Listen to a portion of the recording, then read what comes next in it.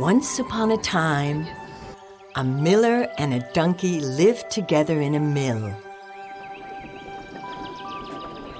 The donkey carried the sacks of corn from the station to the mill.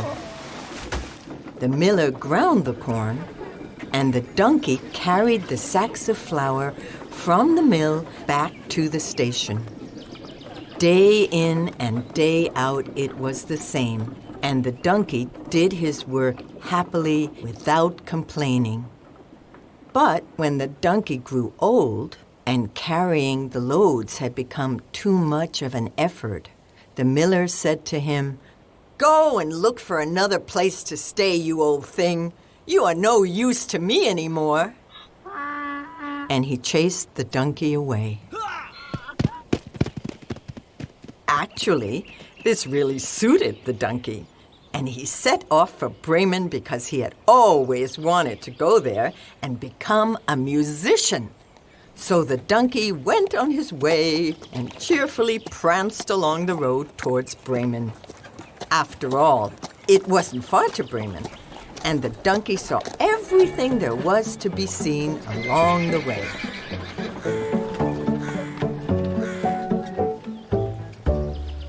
He came upon a dog sitting near a river, sobbing silently and clearly grief-stricken. "Why are you crying, you poor creature? Is life not amusing enough for you?" "Oh," moaned the dog, "how could it be amusing? I'm old, I can't chase hares anymore, and my master has chased me away." "Well," the donkey exclaimed, "I can tell from your voice that you are highly musical. Come with me to Bremen, and together we'll make music there." That suited the old dog. Woof, woof. As indeed, he loved music above all else, and most of all, he loved the saxophone. How often during the long, lonely nights had he played his saxophone to the full moon. And so he joined the donkey on the road to Bremen, with the dog perched on top of the donkey.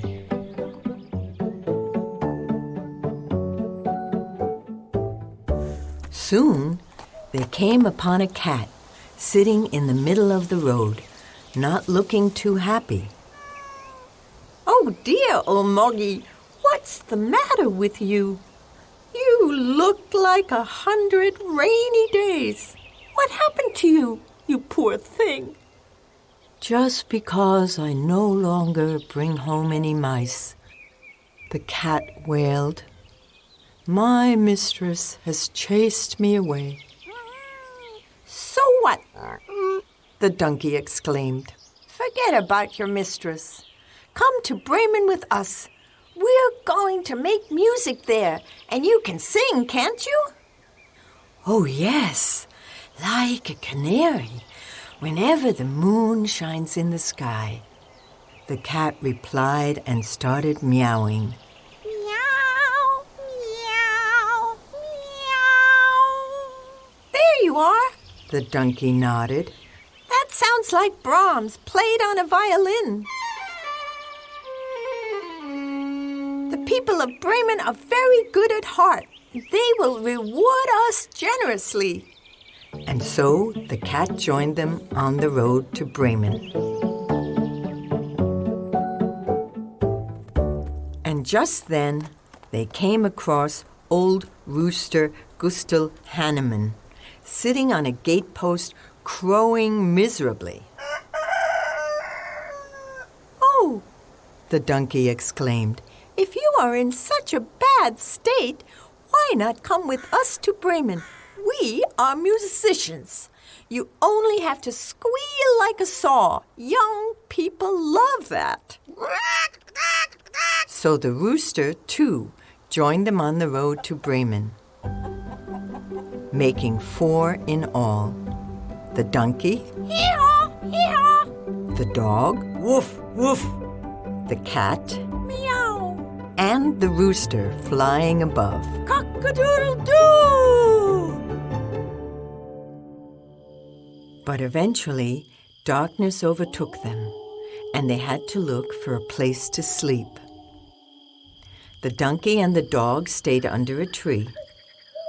The cat climbed onto the branches, and Rooster Hanneman flew high up onto the treetop and crowed. Cock-a-doodle-doo! Do come up here, boys and girls. I can see a light in the distance. That could be a lodging house. So the donkey climbed to the top of the tree. The rooster settled himself comfortably on the soft cat because he was tired. And the dog looked up and barked. Woof, woof. What do you see there, donkey? A house! The donkey shouted. It must be a lodging house. Maybe there's a warm bed for each of us. Then let's go there, barked the dog, and they set off at once in the dark. After a while, they reached the house. But it was not a lodging house. It was a robber's lair.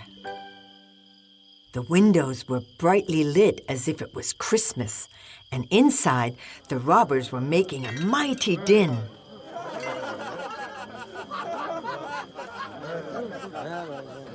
The donkey looked through the window, and the cat asked, "What do you see, old gray coat? Tell us."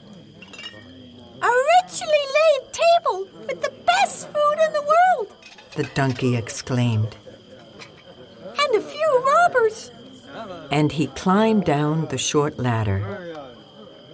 That would be just the thing for us, wouldn't it? Woof, woof, the dog said. Is there a bit of sausage there, too? And so they deliberated how to get the robbers out of the house. The bold rooster said, "We'll storm in just like warriors and take possession of the house." So they climbed onto the windowsill and burst into the room shouting and screaming. And the robbers took flight from the house as if chased by a pack of hounds. When the robbers had left the house, the four friends enjoyed a fine feast, stuffing themselves with all the food. After the feast, they each looked for a comfortable place to settle and then switched off the light. When the robbers saw from a distance that it had become dark in the house, their leader said, "We shouldn't have let ourselves be tricked. Go back and see what's happening, Robber Gregor." So Robber Gregor crept softly back to the house. The robber found everything quiet. But two sparks were glowing by the stove, and when he tried to put a match to them, they turned out to be the glowing eyes of the cat.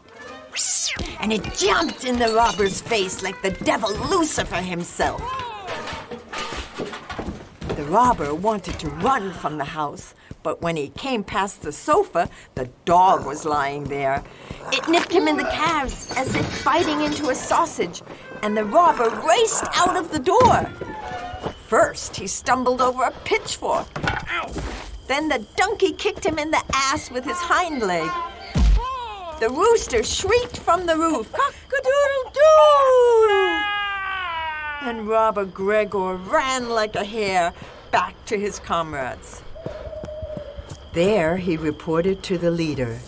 There was a glowing dragon sitting in the kitchen, and it struck me in the face with its claws until sparks were flying. An enormous bagpipe was sleeping on the sofa. It howled at me and dug itself right into my calves. And I can't even begin to describe what happened after that. It was so terrible. So the robbers went away. The musicians liked the house so much that they decided to make it their home. Only when they needed a little money did they go to Bremen to make music in the beautiful marketplace. At a guess, it was 7 kilometers, as the crow flies. That wasn't so bad. They could manage that, don't you think?